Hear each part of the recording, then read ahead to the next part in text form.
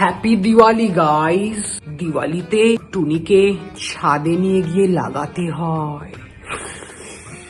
আজকালকার বাচ্চা ছেলেপুরা বাজি ফাটাতে পারে নাকি? হ্যাঁ, একটু তারাবাতি নিয়ে এরকম এরকম করে দিল, ওটাকে বাজি ফাটানো বলে নাকি? কমেডি করলাম তো, রেগে যাবেন না।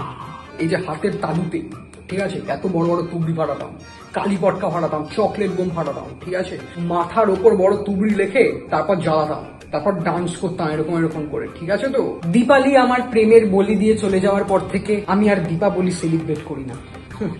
চুপ করুন, হ্যাপি দিওয়ালি বলে কিছু হয় না, শুভ দীপাবলি। অশিক্ষিত, আনকালচার্ড। এমন ভাবে ছবিগুলো তুলবে যেন দেবদাসের ঐশ্বরিয়া রাইয়ের পর লোকের আমার কথাই মনে পড়ে। এখানে জীবন থেকে সব রঙই চলে গেছে, সেখানে রং মশাল জ্বালানো বিলাসিতা।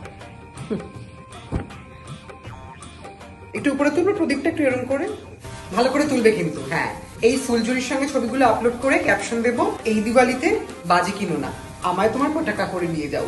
পৃথিবীর কেউ ভালো তো বাসে না।